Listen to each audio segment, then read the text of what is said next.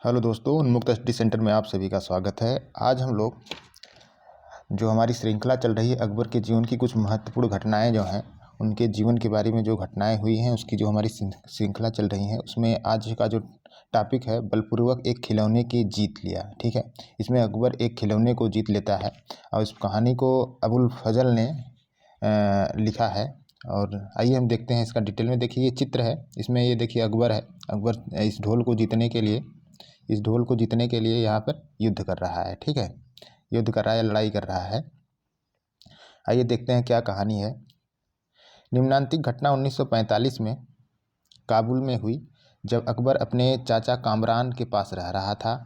अबुल फजल ने इसे अपनी मुसाहनी राजकीय शैली में लिखा है। इसमें उसका कामरान के प्रति दुर्भाव भी झलकता है। ठीक है, इस जो घटना इसने उल्लेख किया है इसमें कामरान के प्रति दुर्भाव भी झलकता है, क्योंकि उसकी पहुंच स्वयं अकबर तक थी, किंतु और भी अन्य कई लोगों का जो साक्ष्य है ये तदर्थ उपलब्ध है। ठीक है, और भी साक्ष्य इसके संबंध में उपलब्ध हैं। अतः घटना में सच्चाई है। सब ए बारात उस साल नवंबर में पड़ी थी तथा इसे ठीक ठीक तिथिवार समझा जा सकता है। कुल 17 दिन बाद ही अकबर ने अपने पिता हिमायूं के पास पहुंचने को था। जहाँ तक अकबर का छाती का दूध छुड़वाने का निर्देश का प्रश्न है, याद रखना उचित होगा कि अकबर इस समय 3 वर्ष का था। ठीक, 3 वर्ष का था तभी कामरान ने इसे छाती का दूध छोड़ने के लिए छुड़वाने के लिए निर्देश दिया था, दुर्भाववश। आइए देखते हैं और आगे कहानी क्या उल्लेख करता है अबुल फजल।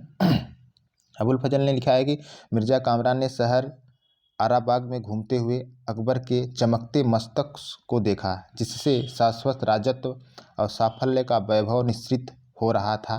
तो उसे अपने दुर्भाग्य पर बड़ी खीज आई, हैरानी भी बढ़ गई। संसार को बनाने और संवारने वालों ने अकबर को बादशाहत तो दी ही थी, साथ में वैभव और संतोष भी अकूत दिया था। इस दुनिया में संतोष पाने तथा सफलता प्राप्त करने के लिए वह चाहे तो यत्न करता। कामरान के भाग्य में तो दुर्भाग्य ही लिखा था। चाहे जो भी यत्न करता, लेकिन कामरान के भाग्य में दुर्भाग्य ही लिखा था। आगे एक उदाहरण है, जब कामरान ने अपनी शान दिखाने के लिए बड़ी दावतें की तो उसने अकबर को भी आमंत्रित किया। हुआ यह था कि प्रथा के अनुसार एक सजावटदार डेक्ची नुमा नगाड़ा, क्या था, डेक्ची नुमा नगाड़ा जिसे हम ढोल कहते हैं, कामरान के बेटे इब्राहिम मिर्ज़ा के लिए मंगवाया गया था। कामरान ने अपने बेटे के इब्राहिम मिर्ज़ा के लिए एक डेक्ची नुमा ढोल मंगाया था। अकबर को लगा कि यह ढोल उसके भविष्य के राजत्व के वैभव की ही उद्घोषणा कर रहा है। स्वाभाविक था कि उस ढोल के प्रति ललक जाग उठी। मिर्ज़ा कामरान में अकबर के प्रति कोई स्वाभाविक प्रेम भावना तो नहीं थी। वह नहीं चाहता था कि अकबर को ढोल मिले। इब्राहिम मिर्ज़ा वैसे भी अकबर से बड़ा था। इब्राहिम मिर्ज़ा जो था अकबर से बड़ा था और ताकतवर भी था। अतः उसने शर्त रखी, किसने, कामरान ने यह शर्त रखी, जो भी दोनों में से जीतेगा उसी ही ढोल मिलेगा।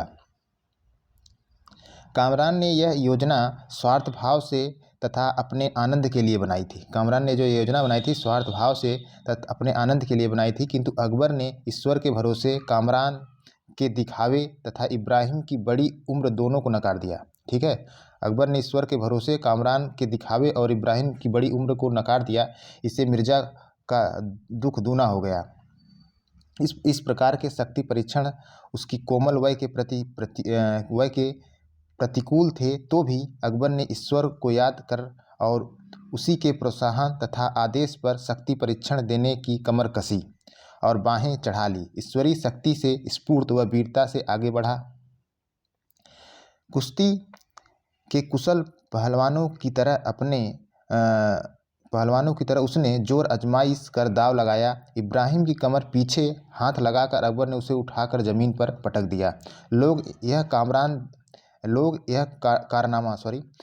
यह कारनामा देखकर चीख उठे और उपस्थित सभी लोग वाह वाह करने लगे।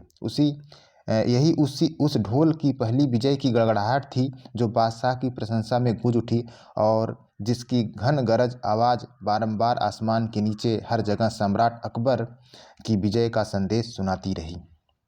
मिर्ज़ा कामरान ने इस कुश्ती को बादशाह जहानबानी हिमायूं के साथ अपनी ठनाठनी के लिए शुभ संकेत बनाने की सोची थी, लेकिन वह उसके लिए अपशकुन सिद्ध हुई।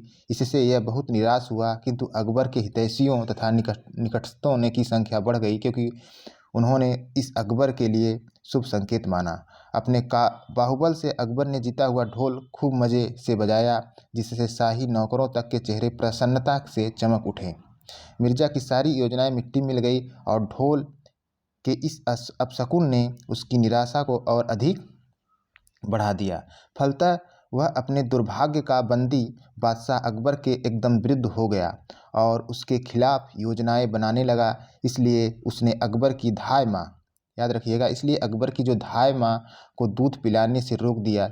यद्यपि छाती का दूध छुड़ाने के दिन अभी दूर थे, अभी छाती के दूध नहीं छुड़ाया जा सकता था, लेकिन अकबर ने क्या किया, उसकी धाय माँ से दूध पिलाने के रोक दिया। किसने? द्वेष भक्ष, ठीक है, ईर्ष्यावश। वह इस बात को भूल गया कि जिसने दैवी वरदान की छाती का दूध पिया हो और देवी धाय को पोषण पाया हो, उसे यह सब बातें क्या हानि पहुंचा सकती है, जिससे ईश्वर स्वयं संरक्षण करे। उसके लिए इस प्रकार की योजनाएं कौन सी बाधा उत्पन्न कर सकती हैं। तो दोस्तों, ये जो आपका आज की कहानी थी बलपूर्वक खिलौना का छीनना, इसमें जो है इसमें देखेंगे अकबर जो है, इब्राहिम जो उसका पुत्र था, कामरान का पुत्र था, जो उम्र में ही बड़ा था, उसने इसको ढोल को बलपूर्वक छीन लिया, उसके प्रतीक के रूप में भी। ठीक है, यह उसके विजय का प्रतीक था, उसके सिंहासन का प्रतीक था। ठीक, ये आज का कहानी कैसा लगा आप कमेंट करके ज़रूर बताइएगा। हम अगली कहानी कल लेके आएंगे। धन्यवाद।